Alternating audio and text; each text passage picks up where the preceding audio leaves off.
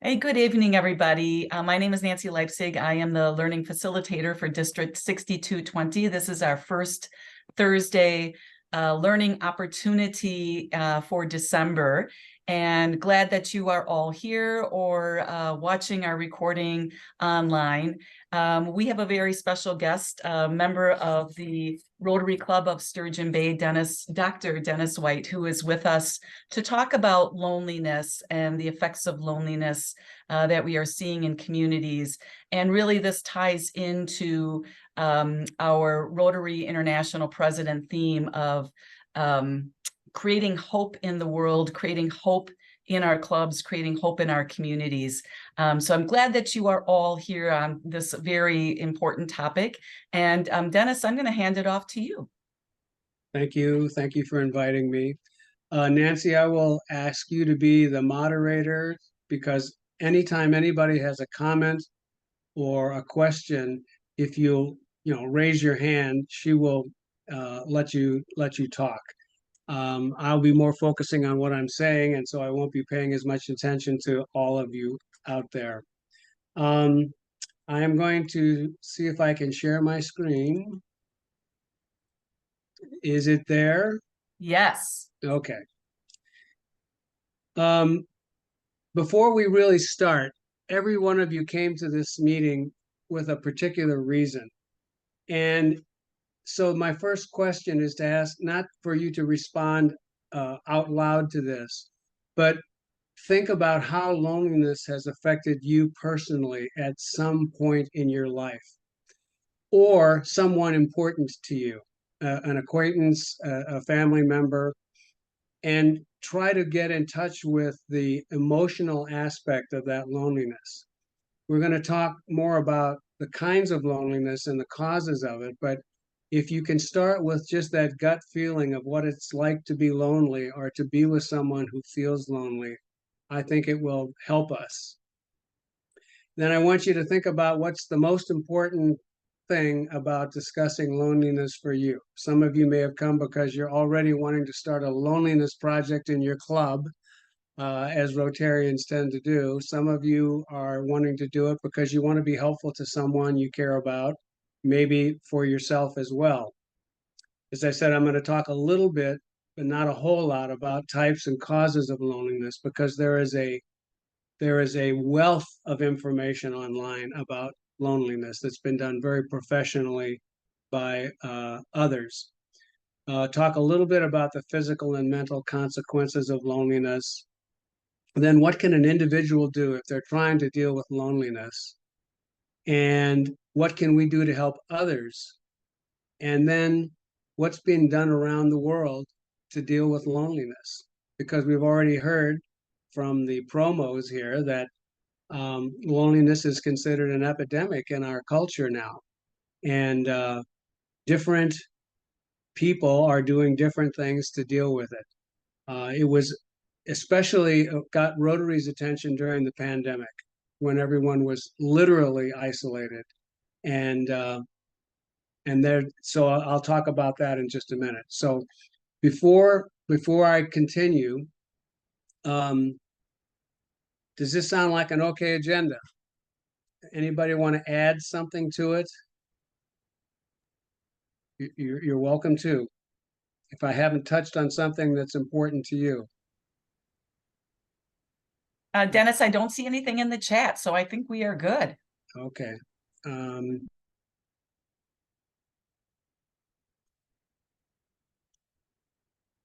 Now that's better. Okay. I'm going to try to do a quick definition of loneliness because it's extremely important to recognize that it's not the same as solitude. Solitude is the experience of being alone. Loneliness is a perception of social isolation. So someone can feel lonely because they're not around people, but they can feel lonely in a crowd. And we've all heard those kinds of phrases before.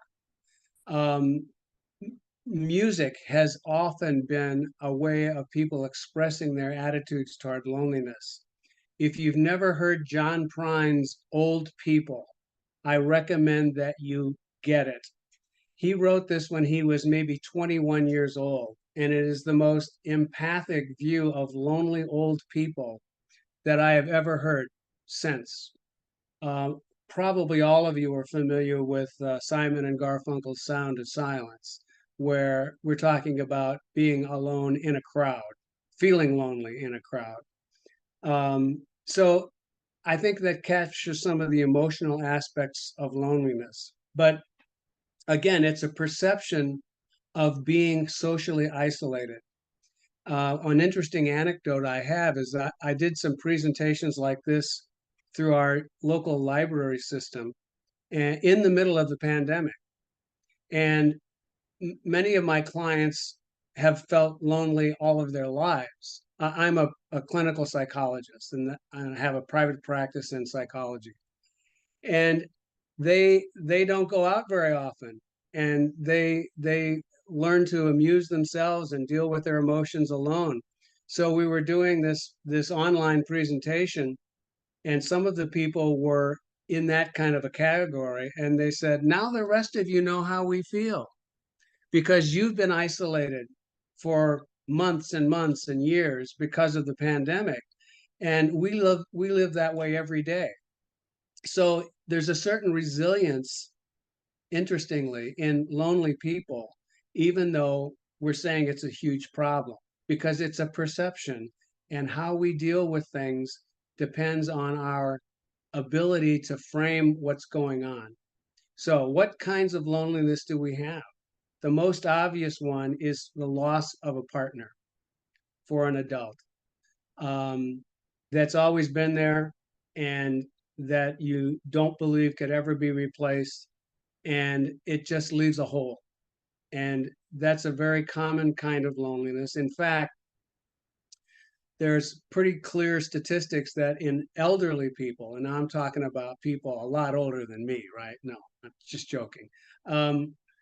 That people who've been married 30 or 40 years or more, when one of the partners dies, the other one dies in a relatively short time after that because of the impact of that loneliness. There's loneliness that comes from feeling out of place. And so we have kids who go to school every day and they're around other people, but they don't feel any connection, and they come home and they keep to themselves and they're just isolated. There's loneliness that comes from being in a new place.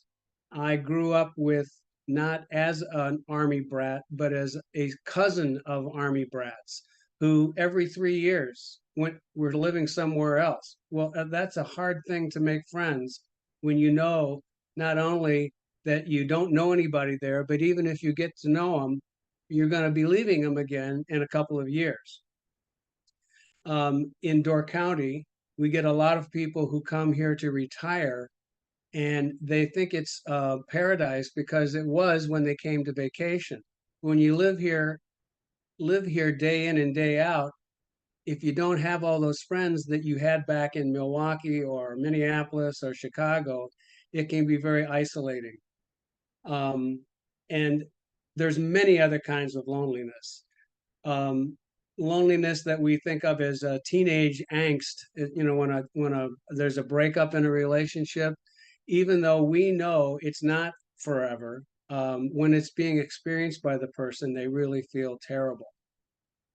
There's, as I said, more kinds, but there's one more I want to mention because it's a paradox, and that is, with all this fantastic internet, electronic, social media that connects people, the long-term effects of being in social media is for people to feel isolated.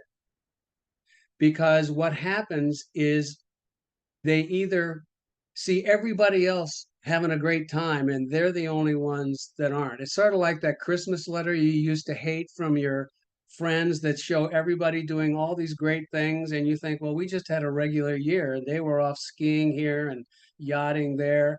So people put the best face on the social media, or when someone takes a chance, they can get bullied so quickly that they feel isolated again. So there's a real problem in trying to get socialization out of social media. And that's why it's such a paradox. I'm going to stop at this point and just let people react because I'm just rattling on here. Anybody want to comment? Feel free. I have a really more of a question for people that don't feel connected. So you described kids in schools that, that don't feel connected, or maybe somebody doesn't feel connected at work, or and the organization I work for, we work with people with disabilities and frail elders that have lost connections. What advice do you give on how to become connected and feel that connection that will help to hopefully helpful to decrease loneliness? Well, that's a good question. I wish I had a really great answer for you, or we wouldn't have an epidemic of loneliness. But part of my response would be that people feel isolated when they feel different. So if I'm in a group and everybody else seems to be interested in something else, and I see myself, I focus on the differences rather than the similarities. People with physical disabilities, people with gender issues, people who just act different from the norm and then don't feel like they can connect. With people who have kind of a chronic situation like that, we'll get into this more later, but every county in Wisconsin has an ADRC, if you know what that is. It's an organization that helps people with aging issues and disability. And I've not been to any of them in any county but Door County, but ours is first class. It is fantastic. They cook a home cooked meal every day that can't be beat, and they have all kinds of activities. So the question, getting these people to attend is the real hurdle. And sometimes someone will say, come with me. I'm going to take you there. And it sort of breaks the ice. In schools, if the staff is aware of what's going on, they try to have opportunities for people who feel different to get together. There's also a day, gosh, I think it may have just happened not long ago, called Mix It Up. Does anyone ever heard of that one? They purposely get people in middle schools to identify with people that are not like them. And for one day, they sit in the lunchroom with these other people, because that's a middle school lunchroom is the most segregated place in the world. I don't mean racially, I mean in every respect. So it's been going on for 20 years, and it's really a great thing. And sometimes Interact clubs have helped facilitate that and sponsored that. So I'm giving a long answer to your short question here, Nancy. So does anyone else want to jump in? You're welcome to, honestly. Dennis, this is Roger. Well, go ahead. Okay, thanks, Roger. Dennis, this is Mike Fellhofer. Hi, Mike. Up in Sturgeon Bay. My dad is 91 years old, and they're with severe dementia, and my mom passed away earlier this year. In recent months, he's talked about being lonely. First time he's ever talked about that. And he really has no cognitive skills. He doesn't remember for 2 minutes anything. Doesn't know who we are. But that doesn't seem to be the source of his loneliness. When he's lonely is when he's confined to his room in assisted living. They recently had a quarantine because of COVID. Meals were served in their rooms, and they weren't allowed to leave their rooms for a couple of weeks. And that's when he started talking about being lonely. When he doesn't talk about being lonely is when he's allowed to go into the cafeteria where they have communal lunch, family style, or allowed to walk the halls, as long as he can. And he isn't able really to carry on any sort of meaningful conversation with anyone or build any sort of relationship, but he does seem to have this need to at least be with other people and associate with other people, be in proximity to other people. You know, and I only mention that because I'm kind of finding it almost from an academic level fascinating to see how for the first time in his life, he's expressed loneliness in this current dementia state. When my mom was alive earlier this year and they were quarantined in their room for COVID, that was never an issue because the two of them were in the same room. I don't know how my mom survived his dementia questions, but she survived that. And they had a certain fullness of life just being together or in proximity to each other.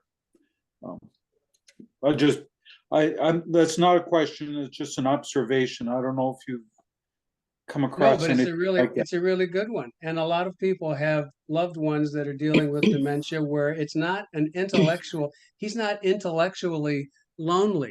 He feels lonely. And just being around other people is all it takes to make him content. My mother died of dementia, and my father visited her every day from like 10 o'clock in the morning till 3 o'clock in the afternoon, 7 days a week. And she was fine until he died. And 3 months later, she died. These are 95-year-old people. My dad could joke about it a lot because I would visit him frequently and say, "Well, how you doing? How are you doing with your friends?" He said, "All my friends are dead." At 95, how many are left, right? Whoops, I just made a mistake here. I'm sorry. But so the answer is clear. And when you couldn't have that contact during COVID, there was not much else you could do because you couldn't call him and carry on a conversation. And again, I don't mean to be callous by using humor, but they say the two advantages of dementia are that you get to hide your own Easter eggs and you meet new people every day. And that's what your dad does now. When he's out in there and there's people there, he's meeting new people and it doesn't care if he remembers them the next day. It's people. And he'll always try to sell them a boat. That's what he did for his whole life. Okay. Anybody else? Comment? Question? Dennis, this is Roger Utnamer in Wausau, and I've often thought that one of the causes of loneliness is the decline of participation in organized religions. That church used to be a place where elderly people could gather and avoid the plague of a sense of loneliness. And I think about Rotary's statement on diversity and wonder if that presents an opportunity for Rotary to embrace demographic diversity as well as ethnic and many other categories. I'm wondering if people see that as a potential opportunity, but you may want to get to that when we get down to what can be done to help others. Well, I think we're already getting there, Roger. It's okay. Yeah. Well, churches traditionally have people will come get you in your home if you can't make it to the service, and because it's a community, it's a family of worshipers. They know who they are. The ones that are out there that can't get in anymore, they reach out to them and make sure they get there. It's the people that don't have that connection where the problem is. Of course, you can participate in church on Sunday on the radio. And as we all know, it's not the same. It's just not the same because there's not the community, the sense of community. So all of you know about times like this time of the year when the third grade class of, John F. Kennedy grade school will go to the nearest nursing home and sing Christmas carols, maybe once a year. Right. That has such an impact on those folks. Just like now, most nursing homes will have a dog that they can pet or just have being laying at their feet. It's that human and other living being contact. So can you imagine this scenario? Your Interact Club goes into the elementary schools and tries to recruit kids to go once a month and have older people read to them in the nursing home, people that have the cognitive skills. I mean, this is the kind of thing that just kind of mushrooms once you start deciding we want to deal with this. I don't know how many of you know the story of how Rotary began. Maybe you know it ad nauseum, but Paul Harris was a single attorney with very few friends in Chicago. He had professional acquaintances, and he decided he wanted to build some relationships. And so he and three other guys started meeting, and it worked. And that's why they rotated the meeting to different people's offices to have lunch.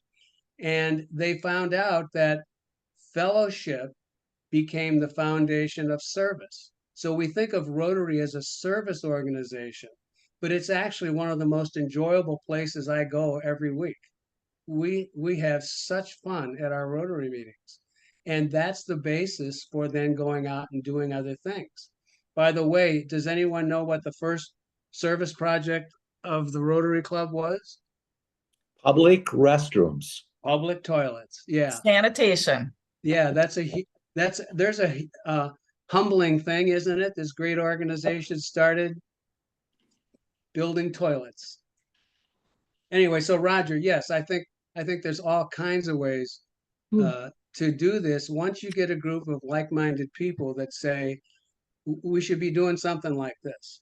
Again, I use Door County as an example but there's also a place that people with mental disabilities can go and feel like they're a part of the group. They don't have to explain themselves. They don't have to find out if they fit in.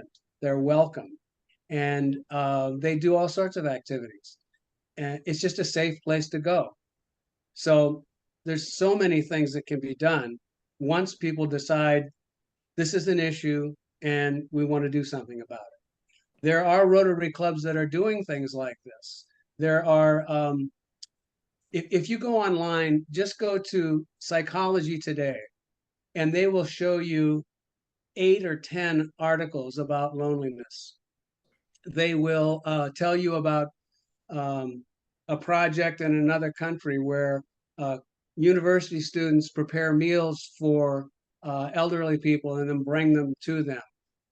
They have support cafes where people can go. The having companionship and being with other people is the biggest issue. There is getting them there, identifying them and getting them to participate, because when someone gets lonely and then gets depressed as a result of loneliness or has some kind of physical limitation that makes it not impossible but hard to do, it's easier to say, I'm not going.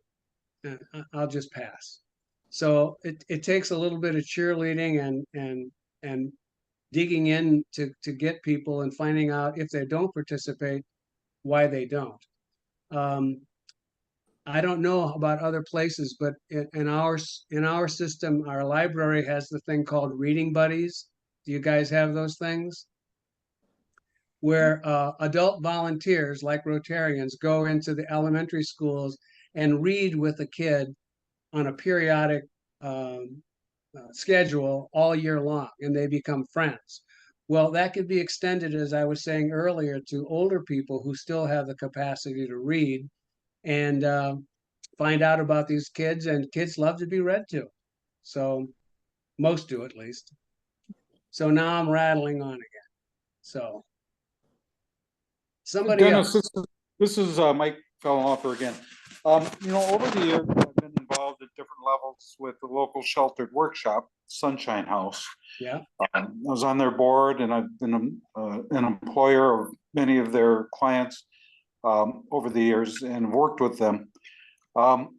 And one of the things over the last 25 years I've noticed is a real push to integrate people with developmental disabilities into private workplaces and out of sheltered workshops. And I've been part of that at various levels to various levels of success. But you talk about one of the things that really accentuates loneliness is this feeling of differences. This push to integrate people who are different into the workplace, for instance, are we maybe making loneliness worse for them, for those who are the clients, for instance, that taking them out of the sheltered workshop where they have social connection and more awareness, self-awareness, or people who have more similarities? Right. No, again, a good question. And it's a double-edged sword, isn't it? In schools, it's called mainstreaming. And there are real advantages to mainstreaming, normalizing the person in education. But when their differences are such that they feel like they're just not like everybody else and they're not accepted, it can backfire. I don't think there's an easy answer to that question. The best thing is, if you're going to bring people into the workforce like that or in schools, is do a lot of training of the rest of the workforce as to how you get these people to feel accepted and feel a part. And sometimes it's an uphill battle because bullying goes on just about everywhere. And Rotary has a number of initiatives on bullying as well. So that kind of loneliness that comes from feeling different goes hand in hand with bullying, I think. It's a good question, Mike. And if I could just add, Mike, that is a really good question. So I work for a community care, or a managed care organization. And so, and actually one of my areas is employment and promoting competitive integrated employment for people with disabilities. And, it's very person specific, but we have so many really positive stories. There are some amazing employers out there who want individuals with disabilities on their employment because they want their employment, their staff to mirror the people that use their business. And so there have been some amazing stories and some folks that worked in sheltered workshops for many years who now work for Quick Trip or work for the hospital, and have coworkers who look out for them.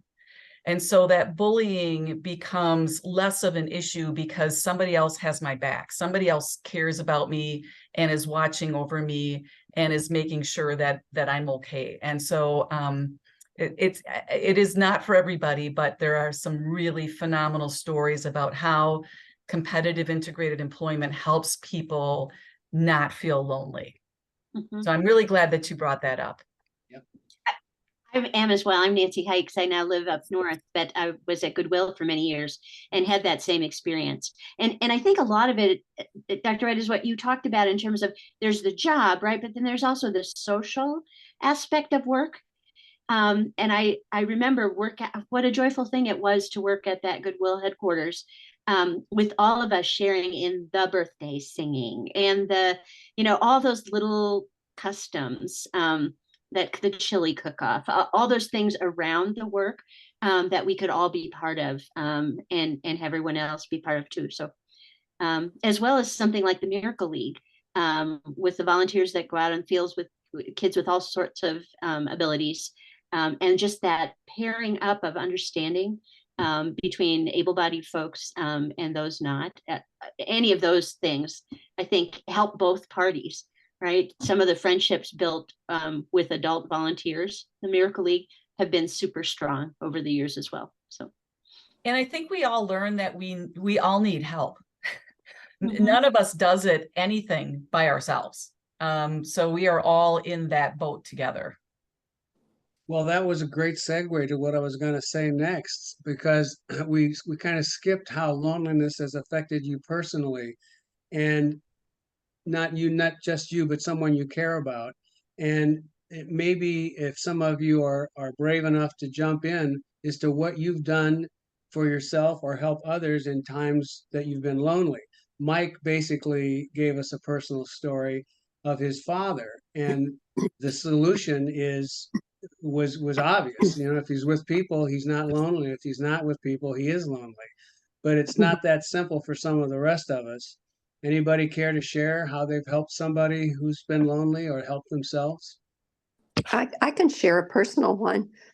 I'm Fran. I'm from up in the UP, outside of Marquette, Michigan. And in 2020, when I retired the first time, we moved 35 miles outside of town to a lake that, you know, everybody loves coming to the lake.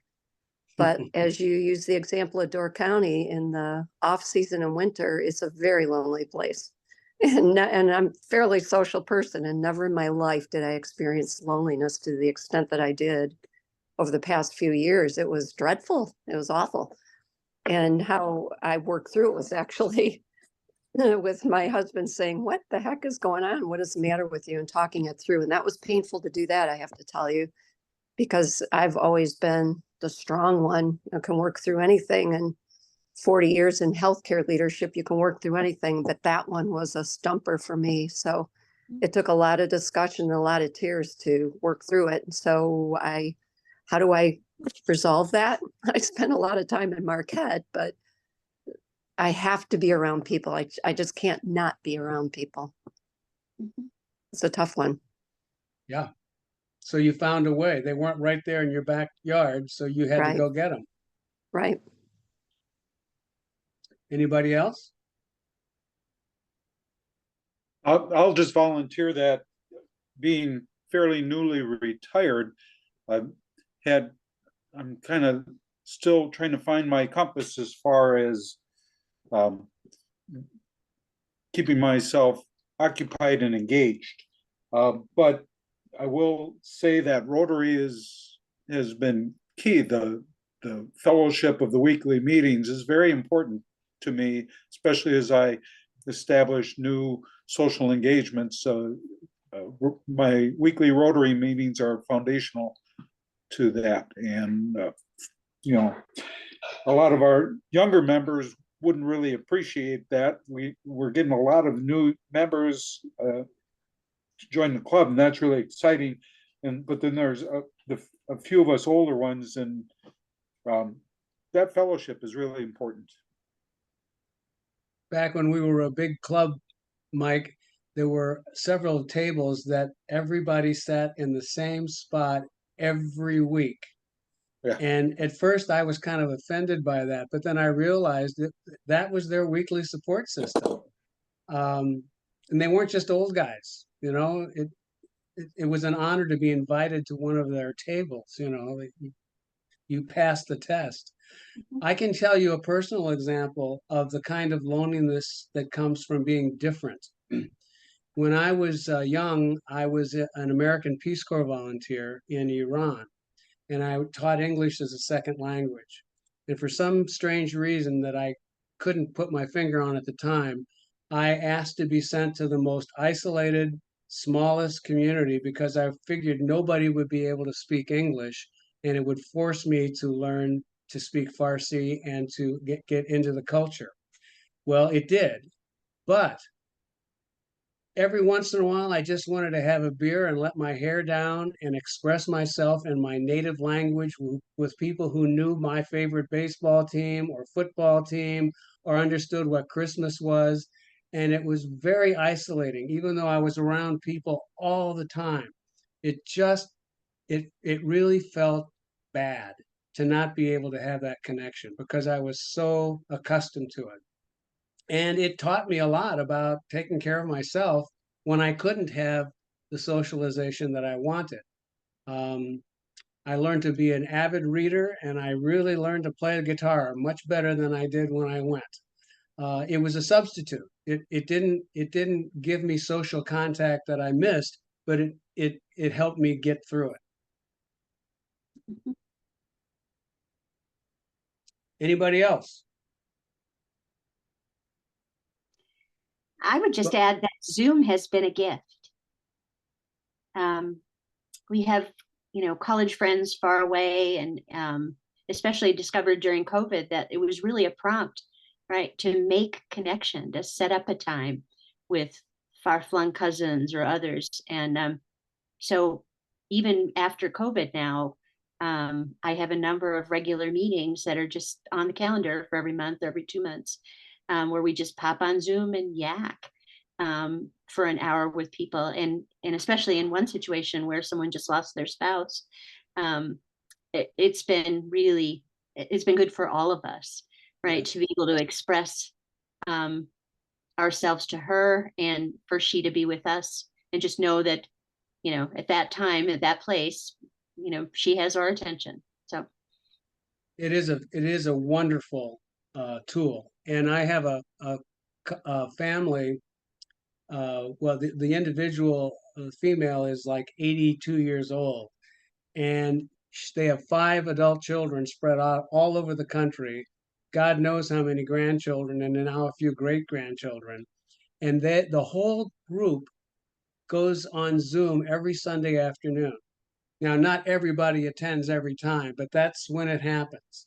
Which reminds me of when I grew up, all my aunts and uncles and cousins lived in the same area, and there were a lot of them.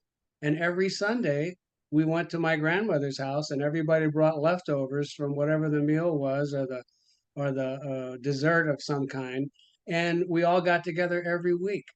I never gotten together with family members like that ever since, because I moved away. But at that time, we all lived in the same community. And I'll just share that I've had that experience with Rotary. In 2020, 2021, we've had so many meetings via Zoom for, planning, the president-elect training and TriCon, and then meetings, some people for the first time that I've been talking to for 2 years on Zoom, meeting them for the first time in person was just pure joy. And then learning that 2 of the colleagues that I've been talking to many meetings live within a mile of where I live was just phenomenal. So that there's just amazing joy. So let's take a few minutes. We got maybe 5. What would you like to see your club, thinking locally here, do to deal with loneliness? Do we need to deal with loneliness? What do you think, folks? I'm really interested to hear about your experience and Mike's about the older club members, because we have a few of those in our club, and we're really not sure whether we're meeting their needs as we get busy, right? And we have projects out, and is it enough to just show up for lunch? Do we need to make them emeritus members so they don't feel burdened by not signing up to things? Do you know what I mean? Sure. It seems like a different level of programming, and I'm not sure whether our club is attentive to what they're looking for. Well, and I'm thinking about that same topic, Nancy, but for me, it's been irritating because they don't want to do anything but come and sit and have breakfast and talk. And I'm thinking, why are you in a service club if you're not interested? But Dennis presents a different perspective that I think I have to consider. That could be their social contact that they need. I felt the same way, Fran. I think you guys, if you're going to be Rotarians, join in the service projects. And I've changed my perspective entirely. I've been a Rotarian now for, 38 years, I guess, 35, somewhere in there. And when I joined, everybody was older than me. And there was a group that sat together that I called the Medicare table, because you had to be 65 or older, it seemed like. And I would always make fun of them until I turned 65. And then I joined the Medicare table. And we would invite a young person every week to join us to just see what it's like to sit around with a bunch of old people who talk about stuff that happened 40 or 50 years ago. It was kind of an intergenerational thing. Unfortunately, none of those people are still living, so it's the passing parade. But I think it's a great thing, and I would ask them, can we do anything else to make Rotary meaningful to you? Start with the source. Yeah, that's good. That's good. One of the things That's that a we've, good piece of advice. one of the things we've done, and we're trying to do it with more regularity, but it's just when people come into a meeting, there's playing cards on the table where you sign in, and then depending on what playing card you draw, you go sit at a table, and it mixes it up. It's a mix it up thing, and then have a question for discussion so that you get beyond hey, the Packers played great and the weather's great and whatever, so that it can be a Rotary related question, or it might be an unrelated to Rotary question, just something that just gets people to know each other a little bit better. I think that's been useful to help people who are particularly new people get a little bit more familiar with the club. We just had a meeting last week with a few small group of folks, and we're like, we haven't done that enough lately, so we're committing to doing it monthly now. So, Dennis, this is Roger again. Our new club in Wausau has some 20-something, 20-year-old, 30-year-old members. And one of the reasons why they're interested in Rotary is the opportunity to be mentored in their careers. And I think that we have an opportunity to match some of our older senior citizen members with these young people who aspire to learn from others and find a professional path that Rotary might be able to help provide them. Sure. I'll bet that brought your Rotary Club's average age way down, huh? It is. It's really down. When we had our first under 30 member in our club, it dropped the average age of the club by about 10 years. Here's another idea that pops in my mind. Of course, every club has the classification speech for new members to introduce themselves. Well, on occasion, our club has had reclassification speeches where people who've been members for 20 years or more get up and talk about who they are, where they came from, their experience in Rotary. It's a good way to fill out a program too. Yep. With a bunch of reclassifications. But those have been really, when we've done it, it hasn't been a lot, but when we've done it, it's been really appreciated. And even us old members learn new things about our fellow old members.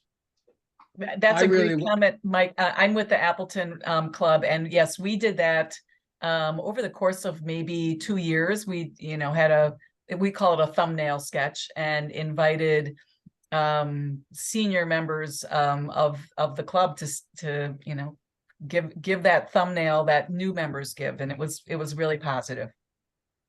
I would also really like to see us engage our Interact clubs in this, because they've got enthusiasm and they probably haven't thought about this as a serious topic, because they're just, they're into service, but it's more like raising money for food, all the typical worthwhile things, but of connecting people.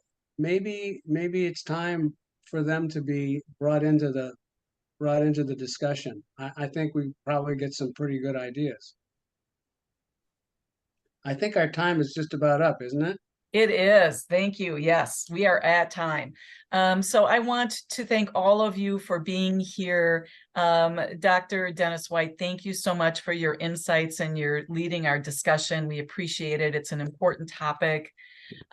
Just very quickly, next month, our January, it's actually January 4th, First Thursday Educational Opportunity is going to kick off a cultural appreciation initiative.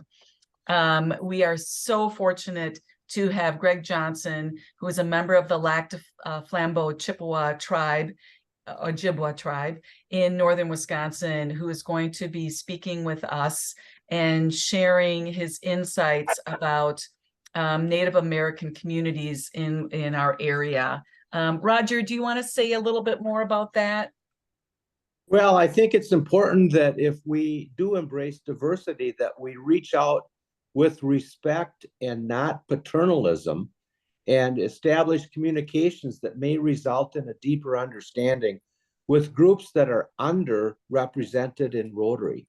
And our cultural appreciation initiative will start with Native Americans, and our goal is to extend that to Southeast Asians, to Hispanics, Blacks, to people of various mental and physical disabilities and the LGBTQ community, and to make Rotary a safe place to discuss important issues without the retribution and the lack of civility that pervades so much of our civic discourse today. All right, thank you. So please put it on your calendar to join us at 5 p.m. Central Time on January 4th. And please share the news. This is really important information, and this is a really easy venue for people to join and be a part of the conversation. I also just want to point out very quickly, Chuck put a link in for that John Prine song that Dennis referenced earlier. So if you're interested, copy and paste that. Lastly, TriCon, our Tri-Conference, is going to be in our district at the KI Center, April 18th through the 20th. So again, mark your calendars. The registration is going to open fairly soon. Thank you all. Thank you again, Dennis, for being with us today. And I hope you all have a great evening. Thank you.